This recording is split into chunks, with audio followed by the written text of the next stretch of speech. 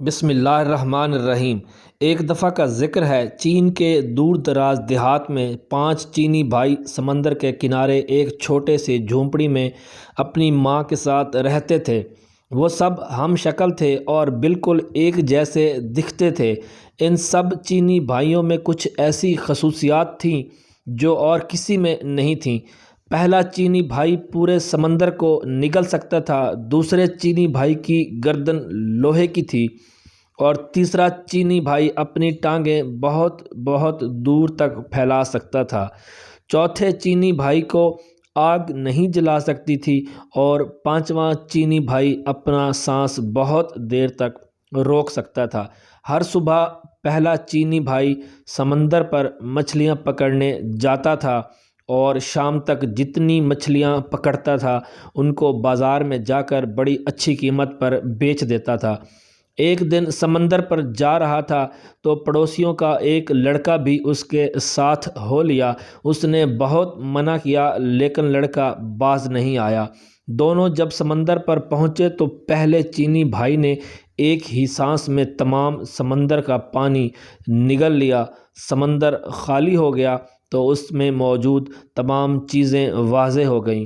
لاتعداد مچھلیوں کے علاوہ سمندر بے شمار قیمتی خزانوں سے بھرا پڑا تھا۔ لڑکا یہ سب دیکھ کر دیوانہ ہو گیا اور دوڑا خزانہ سمیٹنے کے لیے۔ پہلے چینی بھائی نے تو صرف اتنی ہی مچھلیاں پکڑیں جتنی وہ روز پکڑتا تھا۔ اس کے بعد وہ چاہتا تھا کہ سمندر کا پانی واپس سمندر میں ڈال دے۔ اس نے لڑکے کو آواز دی لیکن لڑکا کبھی ایک چیز اٹھاتا کبھی دوسری جانب لپکتا۔ اسے کچھ سنائی نہیں دے رہا تھا۔ ادھر پہلا چینی بھائی اپنے منہ میں اتنا زیادہ پانی اٹھائے اٹھائے تھک گیا تھا۔ بس بہت ہو گیا، لڑکے اب واپس آ جاؤ۔ اس نے پھر لڑکے کو آواز دی لیکن اس نے نہیں سنا۔ انتظار کر کے پہلا چینی بھائی جب بے حال ہو گیا اور اس کی برداشت سے باہر ہو گیا تو اس نے وہ پانی سمندر میں اگل دیا۔ اس کے ساتھ وہ لڑکا بھی پانی میں غرق ہو گیا۔ پہلا چینی بھائی جب اکیلا گاؤں واپس آیا تو گاؤں والوں نے اس سے لڑکے کے بارے میں پوچھا لیکن وہ کوئی جواب نہ دے سکا۔ گاؤں والے سب سمجھ گئے کہ اس نے لڑکے کو مار دیا اور انہوں نے عدلیہ میں جا کر اس کی شکایت کر دی۔ سپاہی پہلے چینی بھائی کو پکڑ کر عدالت میں لے گئے اور لڑکے کے قتل کے جرم میں اس کو سزائے موت سنا دی گئی۔ حضور والا، کیا میں آخری بار اپنی ماں سے ملنے جا سکتا ہوں؟ پہلے چینی بھائی نے جج سے پوچھا۔ ہاں، اتنی رعایت تمہیں دی جا سکتی ہے، جج نے کہا۔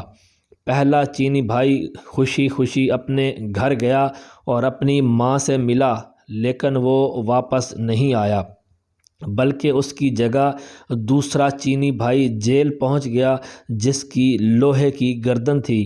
چوک پر تمام گاؤں کے لوگ اکٹھے ہو چکے تھے۔ جلاد ہاتھ میں تلوار لیے مجرم کی گردن اڑا دینے کے لیے تیار کھڑا تھا۔ سپاہی مجرم کو پکڑ کر لائے اور اس کی گردن شکنجے پر رکھ دی۔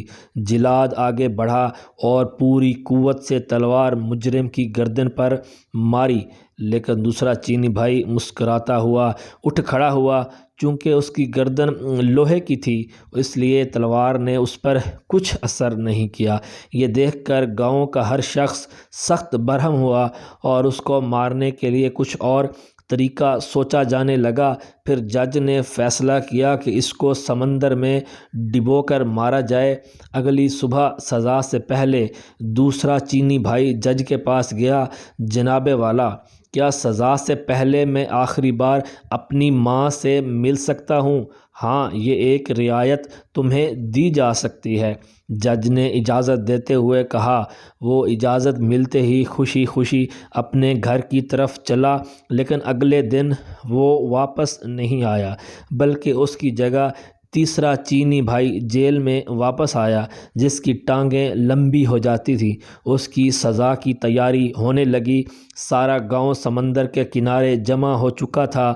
سپاہی اس کو کشتی میں بٹھا کر سمندر کے درمیان میں پہنچ گئے جہاں پانی گہرا تھا اور تیسرے چینی بھائی کو اٹھا کر پانی میں پھینک دیا۔ تیسرا چینی بھائی جب سمندر میں گرا تو اس کی ٹانگیں لمبی ہونے لگیں، لمبی لمبی اور بہت لمبی ہو گئیں کہ سمندر کی تہہ سے جا لگیں اور وہ ڈوبنے سے بچ گیا۔ اس کا مسکراتا ہوا چہرہ دیکھ کر سپاہی اور تمام گاؤں والے آگ بگولا ہو گئے۔ اس بار انہوں نے فیصلہ کیا کہ مجرم کو آگ میں جلایا جائے۔ اگلی صبح وہ جج کے پاس گیا۔ حضور والا، کیا میں آخری بار اپنی ماں سے مل سکتا ہوں؟ ہاں، تمہیں اتنی رعایت دی جا سکتی ہے۔ جج نے نہ چاہتے ہوئے بھی اس کو اجازت دے دی۔ وہ خوشی خوشی اپنے گھر کی طرف دوڑا، لیکن ماں سے مل کر وہ واپس نہیں آیا بلکہ اس کی جگہ چوتھا چینی بھائی واپس آیا۔ گاؤں والے چوک پر جمع ہو گئے اور سپاہیوں نے آگ کا ایک بہت بڑا الاؤ دہکایا جس کے شعلے آسمان کو چھو رہے تھے۔ پھر چوتھے چینی بھائی کو اس آگ میں دھکیل دیا گیا۔ آہ، کتنا سکون مل رہا ہے! چوتھا چینی بھائی مسکراتے ہوئے بولا، کیونکہ اس کو آگ جلا نہیں سکتی تھی۔ آگ اور تیز کر دو، لوگوں نے چلا چلا کر سپاہیوں کو کہا اور انہوں نے آگ اور تیز کر دی۔ اوہ، بڑا مزہ آ رہا ہے! چوتھا چینی بھائی خوشی سے بولا۔ گاؤں کے لوگ یہ دیکھ کر سیخ پا ہو گئے۔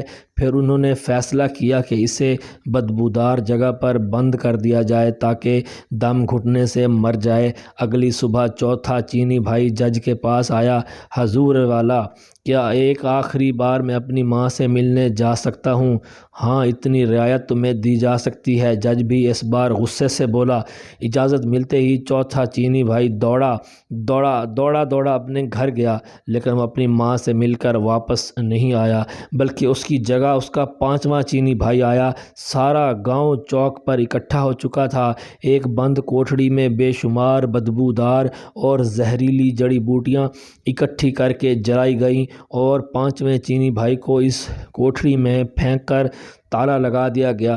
ساری رات تجسس میں گاؤں والے کوٹھڑی کے باہر بیٹھے رہے۔ صبح کو جب سپاہیوں نے اس کی لاش نکالنے کے لیے دروازہ کھولا تو پانچواں چینی بھائی مسکراتا ہوا باہر نکلا، کیونکہ وہ بہت دیر تک اپنا سانس روک سکتا تھا، اس لیے بدبو سے نہیں مرا۔ لوگ یہ دیکھ کر ہکا بکا رہ گئے۔ جج آگے بڑھا اور بولا، ہم نے تمہیں ہر ممکن طریقے سے مارنے کی کوشش کی لیکن تم ہر بار بچ گئے۔ اس کا مطلب ہے کہ تم بے گناہ ہو، لہٰذا تمہیں اس جرم سے باعزت بری کیا جاتا ہے۔ اب تم آزاد ہو۔ تمام گاؤں والوں نے بھی جج کی اس بات سے اتفاق کیا اور اس کا پیچھا چھوڑ دیا۔ وہ خوشی خوشی اپنے گھر کی طرف دوڑا جہاں اس کی ماں اور چاروں چینی بھائی اس کا انتظار کر رہے تھے۔ ان کی باقی زندگی ہنسی خوشی گزری۔ اگر ویڈیو اچھی لگے تو لائک کر دیں اور اس طرح کی مزید ویڈیوز دیکھنے کے لیے ہمارے چینل کو سبسکرائب کر لیں۔ شکریہ۔ اللہ حافظ۔